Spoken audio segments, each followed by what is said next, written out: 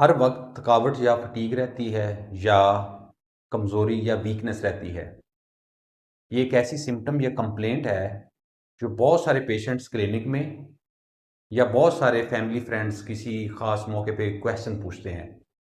लेकिन एक बात याद रखें कि ये जो थकावट है या फटीग है, वीकनेस या कमज़ोरी जो आपको महसूस होती है, ये सिर्फ टायर्डनेस नहीं है।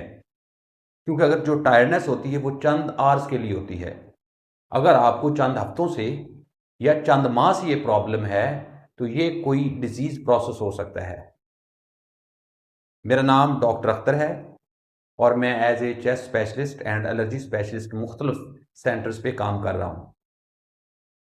आई also work on diagnostic medicine to help people to diagnose their cases. Now let's start our topic. Fatigue क्यों होती है या थकावट क्यों होती है, इसकी क्या वजूहात हैं और इसका क्या परमानेंट हल हो सकता है।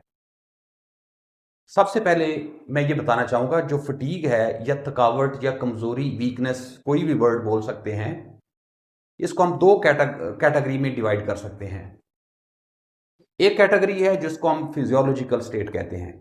उसका क्या मतलब है कि नॉर्मल रूटीन में जब डिस्टर्बेंस होती है, इसको फिजियोलॉजिकल स्टेट कहते हैं या लाइफस्टाइल से रिलेटेड डिजीज प्रोसेस कहते हैं, जिसकी वजह से फटीग होती है। फॉर एग्जाम्पल, आपने प्रॉपर नींद एक दिन के लिए नहीं ली, दूसरे दिन फटीग है, इट्स ओके, ये एक फिजियोलॉजिकल स्टेट है। आप दूसरे दिन तीसरे दिन जब कंटिन्यूस अपनी नींद पूरी करते हैं तो ये आपका प्रोसेस ठीक रहता है, तो इसको हम कहते हैं फिजियोलॉजिकल डिजीज प्रोसेस। इसी तरीके से आप एक दो दिन प्रॉपर खाना नहीं खाते या प्रॉपर न्यूट्रिशनल डेफिशिएंसी होती है, जो कि अगले स्टेप्स में मैं बताऊंगा, तो भी इट्स ओके अगर एक दो दिन के लिए होता है। इसी तरीके से अगर आप ओवर वर्क करते हैं या फिजिकल एक्टिविटी चंद दिनों के लिए नहीं करते तो भी इट्स ओके, ये एक फिजियोलॉजिकल प्रोसेस हो सकता है। लेकिन दूसरी कैटेगरी होती है पैथोलॉजिकल प्रोसेस। जब ये आपकी नॉर्मल फिजियोलॉजिकल एक्टिविटीज चंद दिनों तक, चंद हफ्तों तक या चंद माह तक रहती हैं, तो इसको हम पैथोलॉजिकल स्टेट कहते हैं। इसको मैं चार सेक्शंस में डिवाइड करूंगा। सबसे पहले डाइट के बारे में बात करूंगा कि सिर्फ अगर डाइट को आप प्रॉपर मेंटेन कर लें न्यूट्रिशनल वैल्यूज के हिसाब से, तो आपकी फटीग या थकावट, कमजोरी, वीकनेस खत्म हो सकती है और बहुत सारे केसेस में यही होता है। दूसरे लेवल पे मैं स्लीप को डिस्कस करूंगा। बहुत सारे लोगों का स्लीप से रिलेटेड प्रॉब्लम्स की वजह से उनको ये थकावट, फटीग या वीकनेस रहती है। तीसरे लेवल पे फिजिकल एक्टिविटी की बात करूंगा। बहुत सारे लोगों को अगर वो प्रॉपर अपनी फिजिकल एक्टिविटी को मेंटेन कर लें तो उनकी थकावट या फटीग, वीकनेस ठीक हो सकती है। और चौथे लेवल पे मैं मुख्तलिफ डिजीजेस के बारे में बात करूंगा जिनकी वजह से डिजीज प्रोसेस होता है, बीमारी की वजह से फटीग होती है और उसको डिले नहीं करना चाहिए। सबसे पहले हम डाइट की बात करते हैं। डाइट को जो हम डेली बेसिस पे लेते हैं, हम दो हिस्सों में डिवाइड करते हैं। मैक्रोन्यूट्रिएंट्स होते हैं और माइक्रोन्यूट्रिएंट्स होते हैं। जो मैक्रोन्यूट्रिएंट्स हैं इनको हम तीन पार्ट्स में डिवाइड करते हैं: कार्बोहाइड्रेट्स, प्रोटीन्स और लिपिड्स। जो माइक्रोन्यूट्रिएंट्स हैं इनको पांच छह कैटेगरी जो मेन है, उसके अलावा बहुत फ्रैक्शंस में होते हैं। सबसे पहले आयरन है, उसके बाद विटामिन B12 है, विटामिन डी है और फोलेट के साथ कैल्शियम और मैग्नीशियम है। सबसे पहले मैं बात करूंगा मैक्रोन्यूट्रिएंट्स की। मैक्रोन्यूट्रिएंट्स में कॉम्प्लेक्स कार्बोहाइड्रेट्स होते हैं और रिफाइंड कार्बोहाइड्रेट्स होते हैं। कॉम्प्लेक्स कार्बोहाइड्रेट जो हमारे घर में हैं, जिस तरह रोटी है, चावल हैं, ये कॉम्प्लेक्स हैं और यही इनमें तमाम न्यूट्रिएंट्स होते हैं। As compared to refined carbohydrates जो आप फास्ट फूड की शक्ल में यूज करते हैं, तो उनमें कॉम्प्लेक्स कार्बोहाइड्रेट्स नहीं होते, उनमें फॉरन शुगर का लेवल इंक्रीज होता है। अब इस टॉपिक को समझाने से पहले मैं आपको एक एग्जांपल से समझाना चाहूंगा। जिस तरह एक गाड़ी होती है, गाड़ी में हम पेट्रोल यूज करते हैं और उसके साथ इंजन होता है और इंजन ऑयल होता है। तो जो पेट्रोल है, आप समझिए ये हमारी बॉडी का मैक्रोन्यूट्रिएंट है। जिस तरह गाड़ी में पेट्रोल से एनर्जी प्रोडक्शन होती है, इन न्यूट्रिएंट से भी हमारे लिए एनर्जी प्रोडक्शन होती है, जो हम डे टू डे अपने अपने काम करते हैं या हम चलते फिरते हैं, अपनी लाइफ जिंदगी गुजारते हैं। इसी तरीके से जो माइक्रो न्यूट्रिएंट्स हैं, आप उनको समझ लें जिस तरह इंजन ऑयल होता है। तो गाड़ी को चलाने के लिए मैक्रोन्यूट्रिएंट्स या पेट्रोल की भी ज़रूरत है और माइक्रोन्यूट्रिएंट्स या इंजन ऑयल की भी ज़रूरत है। इसमें से किसी चीज़ की कमी हो जाए तो गाड़ी नहीं चल सकती, एनर्जी प्रोडक्शन नहीं हो सकती। अब अगर हम नॉर्मल प्रोसेस की बात करें, उसमें आपकी डाइट में मैक्रोन्यूट्रिएंट्स में तीनों कंपोनेंट्स होने चाहिए, जिसमें कॉम्प्लेक्स कार्बोहाइड्रेट्स हैं, जिसमें चावल हैं या उसमें रोटी है, वो तकरीबन 45% 50% आपकी डाइट का हिस्सा होना चाहिए। जो प्रोटीन है वो तकरीबन 30% होनी चाहिए आपकी डाइट का, और जो इसमें लिपिड्स हैं वो तकरीबन 10% होना चाहिए।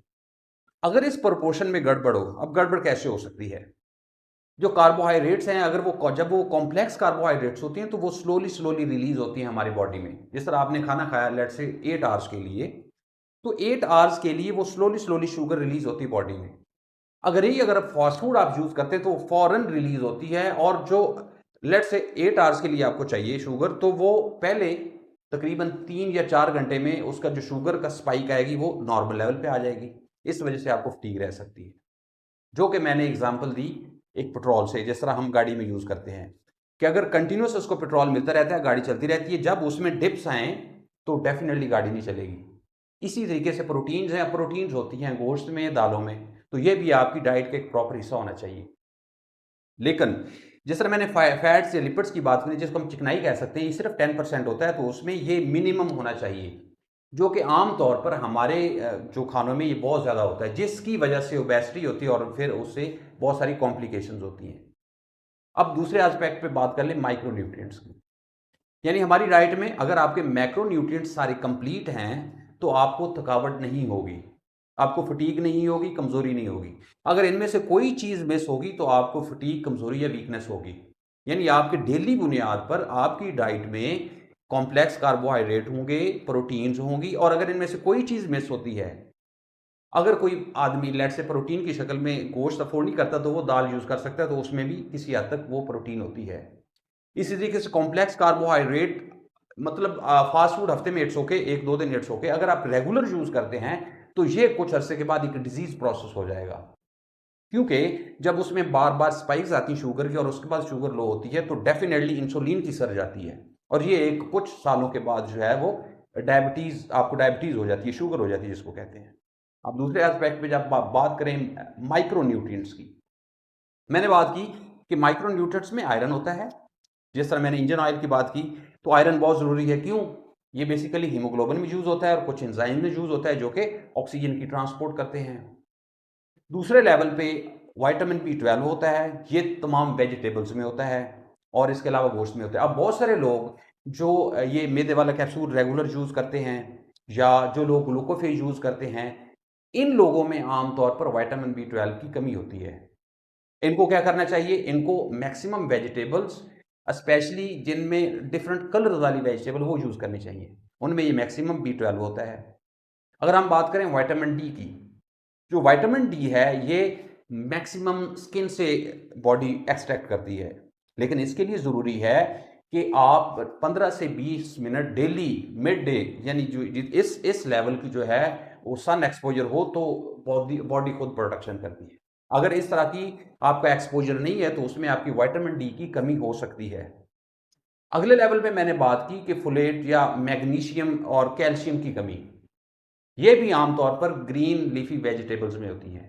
और अगर ये चीज़ें आपकी डाइट में नहीं हैं, जिसमें मैंने मीट की बात की, मैंने वेजिटेबल्स की बात की, तो आपको ये माइक्रो न्यूट्रिएंट डेफिशिएंसी हो सकती है। जो मैंने एग्जांपल दी एक इंजन ऑयल से, अगर इंजन ऑयल कम है या नहीं है तो डेफिनेटली एक लेवल पे गाड़ी रुक जाएगी। हमारे केस में अल्लाह ताला ने कुछ रिजर्व रखे होते हैं, और बहुत सारे पेशेंट कहते हैं कि चूंकि मैं तो बड़े अरसे फास्ट फूड करता हूँ, खाता हूँ, मुझे तो कुछ नहीं होता। लेकिन याद रखें कि वो रिजर्व यूज होते हैं 5-10 साल में, उसके बाद डिजीज प्रोसेस शुरू होता है। फॉर एग्जाम्पल, अगर हम आयरन की बात करें, बॉडी क्या करती है, वो डेली बुनियाद पे आपकी डाइट से आयरन एक्सट्रैक्ट करती है, जो कि मैंने कंपोनेंट्स बताया कि ये सारे पूरे होने चाहिए, उनमें ये आयरन होता है। लेकिन अगर आयरन प्रॉपर एब्जॉर्ब ना हो तो आपके जो रिजर्व हैं वो डेप्लीट हो जाते हैं। मैं आपको एग्जांपल दूंगा आयरन की। आयरन समझे जिस तरह एक एक स्टोर में पड़ा हुआ है, जिस तरह आप आयरन लोहे को कहते हैं, जिस तरह तो एक जिस तरह इसका एग्जांपल है कि एक स्टोर है आयरन का, इसको हम एचबी की शक्ल में देख सकते हैं। बहुत सारे लोग कहते हैं जी मैं एचबी जब करवाई ठीक है लेकिन मुझे फटीग है, तो उसमें फटीग हो सकती है। क्यों? क्योंकि उसका में भी हो सकता है कि रिजर्व जो है वो यूज हो रहा है, और रिजर्व होता है इसमें फेरेटिन की शक्ल में। मैं आपको एग्जांपल दूंगा। आयरन आप समझे कि जिस तरह एक मेन मटेरियल है, फेरेटिन आप समझे कि एक स्टोर हाउस है आयरन का, और एक ट्रांसफरन होता है जो उसको ट्रांसपोर्ट करता है बॉडी में। आप ट्रक समझ लें कि अगर हम फैक्ट्री की बात कर लें, उसमें एक आयरन है जो मेन मटेरियल है, एक वेयर हाउस है जो फेरेटिन है जहां पे इकट्ठी होती है आयरन, और एक ट्रक है जो उसको ट्रांसपोर्ट कर रहा है। इसमें से किसी चीज में कमी हो तो उसको कमी होगी। अब बहुत सारे लोग अगर एचबी नॉर्मल है वो समझते हैं जी मुझे कमजोरी तो है लेकिन एचबी तो मेरी नॉर्मल है। तो ऐसा हो सकता है कि आपकी एचबी नॉर्मल हो लेकिन आपको कमजोरी है। अब इसकी क्या वजह होती है? इसकी वजह ये होती है कि अगर अगर आपकी एचबी नॉर्मल है तो इसका मतलब है कि बॉडी वो फेरेटिन यानी स्टोर से ले रही है।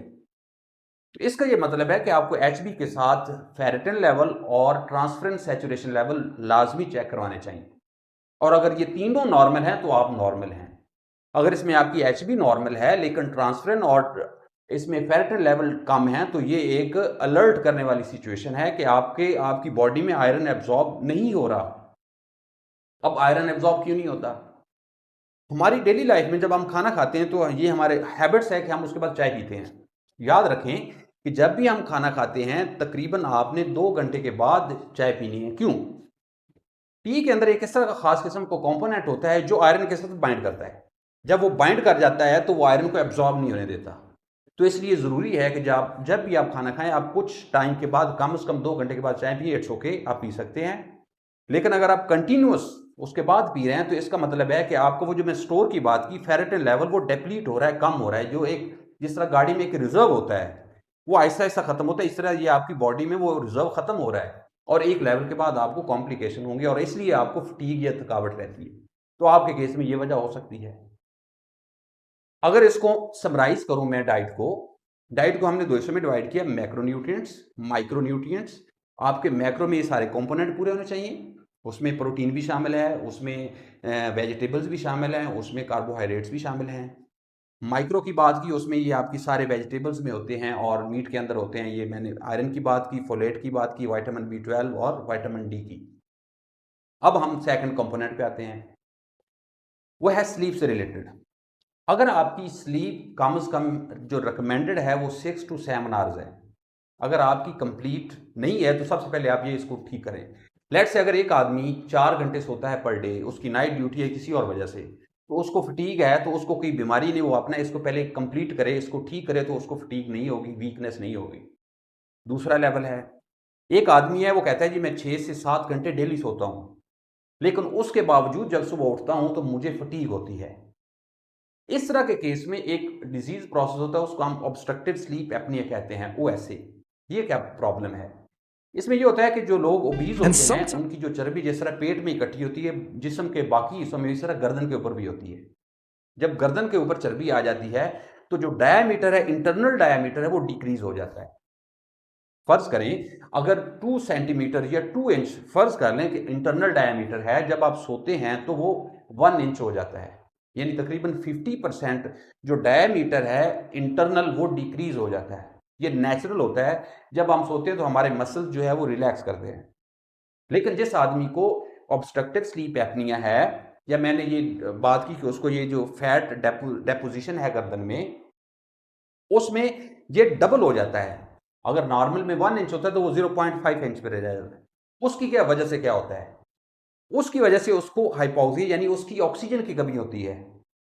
जिस तरह एक पाइप को अगर बंद कर दें तो बाहर से उसमें कोई चीज नहीं आएगी, जब इधर से ऑब्स्ट्रक्शन हो जाएगी बाहर से उसको ऑक्सीजन नहीं आएगी, और उसके साथ साथ उसकी जो कार्बन जो एक एक वेस्ट प्रोडक्शन कार्बन डाइऑक्साइड वो भी नहीं बाहर जाता। तो इस तरह के लोगों में क्या होता है, उनको बार बार आंख खुलती है। अब ये केस उसका जो पार्टनर स्पेशली वाइफ बता सकती है कि इस तरह के केस में बार बार आंख खुलती है पेशेंट की, यानी वो बार बार उठता है रात को। दूसरा, उसको खराटे बहुत ज्यादा आते हैं। और तीसरा, जब सुबह उठता है तो उसको हेडेक होता है, सर में बहुत ज्यादा दर्द होती है, और उसको फटीग होती है, थकावट होती है। और कुछ केसेस में रात के टाइम बहुत ज्यादा यूरिनेशन होती है, उसको वॉशरूम बार बार जाना पड़ता है। अगर ये अलामतें हैं तो उसको ऑब्स्ट्रक्टिव स्लीप एपनिया हो सकता है। अब इसका हल क्या है? इसका नंबर 1 हल तो ये है कि आप ओबेसिटी या अपनी उसको कम करें, तो ये आपका मसला खुद खुद हल हो जाएगा। एक तरीका तो ये है। दूसरा तरीका ये है कि आप इसके लिए टेस्ट करवाएं, उसको हम स्लीप स्टडी कहते हैं। उसमें हम आइडेंटिफाई करते हैं कि अगर आपको ऑब्स्ट्रक्टिव स्लीप एपनिया है और उसकी सेवेरिटी का क्या लेवल है। वो मुख्तलिफ लेवल होते हैं कि रात में आपको कितने एपिसोड्स आ रहे हैं। उसमें अगर आप 5 से ज़्यादा हैं, 15 तक, तो हम माइल्ड कहते हैं। 15 टू अगर 30 एपिसोड पर आ रहे हैं तो हम मॉडरेट कहते हैं, और 30 से अबव है तो उसको हम सीवियर कहते हैं, ऑब्स्ट्रक्टिव स्लीप एपनिया। इसके लिए एक मशीन होती है, उसको हम CPAP कहते हैं। तो वो रात को लगा दी जाती है, तो इस तरह पेशेंट ठीक हो सकते हैं। अगर स्लीप के जो कैटेगरी मैंने बात की थकावट से के लिहाज से, इसको अगर हम दोबारा मैं समराइज़ करूँ, तो अगर आपकी स्लीप 6 से 7 घंटे से कम है तो आप पहले स्लीप पूरी करें, आपकी थकावट ठीक हो जाएगी, या फटीग है वो बेहतर हो जाएगी। अगर आप ये प्रॉपर नींद लेते हैं उसके बावजूद आपको प्रॉब्लम्स है, तो आपका या तो डाइट का हो सकता है जो मैं पहले बता चुका हूँ, या आपका ऑब्स्ट्रक्टिव स्लीप एपनी हो सकता है। अगर आप ओबीज हैं तो आप इसको फोकस करें, अपना वजन कम करें, या स्लीप स्टडी करवा के CPAP पे चले जाएं, तो आपका ये मसला हल हो जाएगा। तीसरी कैटेगरी इसमें फिजिकल एक्टिविटी की होती है। अब इसमें बहुत सारे लोग जो हैं वो अगर ओवर वर्क करते हैं, मतलब उनकी, अब इसमें ओवर वर्क का ये मतलब है कि आपकी हाइट और वेट के हिसाब से तो उनको फटीग हो सकती है। इसको हम नॉर्मल या नेचुरल, जिस तरह एक मजदूर आदमी सुबह जाता है शाम को फटीग होती है, इट्स ओके, ये एक नेचुरल प्रोसेस है। अगर कोई अंडर यूज करता है, जिस तरह लाइफस्टाइल इस तरह के आप हर टाइम बैठे हुए हैं, तो इसकी वजह से भी आपको फटीग हो सकती है। तो आपने क्या करना है, सिंपल 30 मिनट पर डे या 150 मिनट पर वीक आपने प्रॉपर वॉक या एक्सरसाइज करनी है, तो आपकी फटीग ठीक हो जाएगी। अगर इसके बावजूद आपको फटीग रहती है, लेट्स से आप डेली बुनियाद पे वॉक भी करते हैं, आपकी स्लीप भी कंप्लीट है, आप डाइट भी प्रॉपर लेते हैं, और आपको फिर भी फटीग या कमजोरी रहती है, तो ये इसमें हम फिर फोर्थ कैटेगरी में चले जाते हैं को आपको डिजीज प्रोसेस चल रहा है। उसके लिए हम वर्ड बोलते हैं कि कुछ रेड फ्लैग्स होते हैं, जिससे आइडिया हो जाता है कि इस आदमी को कोई डिजीज प्रोसेस हो सकता है, जिसकी वजह से इसको कमजोरी या फटीग या वीकनेस हो रही है। वो जो अलार्म साइन है या रेड फ्लैग्स बोल सकते हैं, उसमें आपका वजन तो नहीं कम हो रहा है, ये आपने देखना है लाजमी। अगर ये हो रहा है तो ये एक रेड फ्लैग है कि कोई डिजीज प्रोसेस है। क्या आपको भूख ठीक लगती है? अगर आपको कम भूख लगती है तो इसका मतलब, पहले ठीक लगती थी अब कम है, तो इसका मतलब ये एक अलार्मिंग साइन है, रेड फ्लैग है, आपको कोई बीमारी चल रही है। क्या आपको रात को पसीने आते हैं? अगर रात को पसीने आते हैं तो ये भी एक आइडेंटिफिकेशन होती है कि कोई डिजीज प्रोसेस है जो आपको फटीग की तरफ लेके जा रहा है। क्या आपको खांसी आती है और उसके साथ ब्लड आता है? अगर इस तरह का मामला है तो ये भी एक डिजीज प्रोसेस है। क्या आपको सांस फूलता है? अब बहुत सारे लोग डीकंडीशनिंग कर लेते हैं कि जैसे उनको सांस का मसला होता है वो आहिस्ता आहिस्ता अपना डिस्टेंस कम करते हैं। फॉर एग्जाम्पल, अगर एक आदमी पहले 5 किलोमीटर वॉक करता था, उसको अगर सांस का मसला होता है तो वो 2 किलोमीटर पे आता है, और बाज का तो वो वॉक भी छोड़ देता है, लेकिन कहते हैं मैं ठीक हूँ, जब चलता हूँ तो सांस फूलता है, अदरवाइज ठीक हूँ। तो ये एक प्रॉपर डिजीज प्रोसेस है, ये रेड फ्लैग है, आपने फौरन दिखाना है अगर आपको इसकी वजह से फटीग है। इसके अलावा एक लंबी चौड़ी लिस्ट है। अब इसमें जो मेन इसमें आती हैं वो लंग्स की बीमारियां आती हैं, रेस्पिरेटरी डिजीजेज आती हैं। इसमें याद रखें कि सबसे पहले क्रोनिक हाइपोक्सिया होता है। जो क्रोनिक हाइपोक्सिया होता है, जो ऑक्सीजन की कमी होती है, वो हमारे एजमा या दमा के मरीजों में होती है। इसकी लॉजिक क्या है? इसकी लॉजिक ये है कि सांस की नालियां तंग हो जाती हैं सोजिश की वजह से, आपकी ऑक्सीजन पूरी नहीं होती, आपको इस वजह से फटीग होती है। दूसरी वजह ये होती है कि ये जो लोग होते हैं इनके एक्सेसरी मसल यूज होते हैं, यानी फ्रंट वाले, गर्दन के और पेट वाले। अब वो पेशेंट हमें कहते हैं कि मुझे पेन होता है पेट में या गर्दन में, हालांकि उनको उस डिजीज जो एजमा दमा की वजह से ये एक्सेसरी मसल यूज हो रहे हैं, उस वजह से प्रॉब्लम हो रहा है। इसके अलावा एक इन्फ्लेमेटरी प्रोसेस बॉडी में चलता है जो एजमा या दमा के मरीज होते हैं, उस वजह से भी पेशेंट को फटीग रहती है। अगर वो अपना प्रॉपर इलाज कराएं, वो ये होता है कि मुख्तलिफ वीडियो में मैंने बताया कि आपने प्रॉपर मेडिसिन लेनी है, उसके साथ हम वैक्सीनेशन करते हैं एलर्जी की, तो आपका जो मसला वो ठीक हो जाता है मुस्तकिल। लेकिन अगर वही आप टाइम पास करें, यानी स्टीरॉइड की शक्ल में लें या आप उसमें इंजेक्शन लगाएं, तो वो आपके एक टाइम पास होता है और आपका ये डिजीज प्रोसेस जो कॉम्प्लिकेट होता है। आखिर में अगर मैं इसको समरी में आपको बताऊं, अगर आपका डाइट का प्रॉब्लम है तो आपने सबसे पहले डाइट को फिक्स करना है। अपनी कॉम्प्लेक्स कार्बोहाइड्रेट लेने हैं, ज़्यादा फास्ट फूड यूज़ नहीं करने, प्रोटीन आपके डाइट में डेली बुनियाद पे होनी चाहिए और वेजिटेबल होनी चाहिए। अगर आपको फटीग है आपका मसला हल हो जाएगा। माइक्रो न्यूट्रिएंट्स अगर आप डाइट में ले सकते हैं वेल डन, अगर नहीं तो आपने टेस्ट करवाना है, और वो प्रॉपर मेडिसिन की शक्ल में अवेलेबल हैं। उसमें आयरन भी है, उसमें विटामिन डी भी है, और उसमें बाकी विटामिन B12 भी है, यानी इसमें दोनों फॉर्म्स हैं। पहले आपने टेस्ट करवाना है और उसके बाद आप डाइट में भी उसको प्रॉपर कर सकते हैं, लेकिन अगर बहुत ज़्यादा कमी है तो आपको मेडिसिन लेनी पड़ेगी। तो इस तरीके से आपका वो मसला हल हो जाएगा। इसी तरीके से अगर स्लीप की बात करें, आपने उसको नॉर्मलाइज करना है। अगर नॉर्मल होने के बावजूद फटीग है तो आपने फिर इस ऑब्स्ट्रक्टिव स्लीप एपनिया को रूल आउट करना है। उसके बाद फिजिकल एक्टिविटी आपने देखनी है कि आप नॉर्मल वॉक करते हैं, और उसके बाद ये सारा कुछ ठीक है, उसके बावजूद आपको फटीग है तो कोई डिजीज प्रोसेस हो सकता है। वो लंग की डिजीजेस कॉमन होती हैं और उसके अलावा इन्फ्लेमेटरी होती हैं, और उसके अलावा किसी खुदा न खास्ता जिसमें ट्यूमर हो सकता है, उसकी वजह से ये सारे जो प्रॉब्लम्स होते हैं। इस वीडियो में मैंने एक जनरल बात की, मुख्तलिफ चीज़ों की। अगर आप चाहते हैं कि मैं इनमें से किसी चीज़ में से डिटेल में बात करूं, तो आप नीचे कमेंट्स में लिखें कि आप मैं इस चीज़ पे पर्टिकुलर, लाइक आयरन पे, लाइक विटामिन डी पे, या किसी भी डिजीज़ पे आप कहें अगर कि मैं बात करूं, तो कमेंट में लिखें। मैं इंशाल्लाह आपको वीडियो की शक्ल में रिप्लाई करूंगा। अल्लाह ताला आपका और आपके घर वालों का हमें नासर हो। अल्लाह हाफिज़।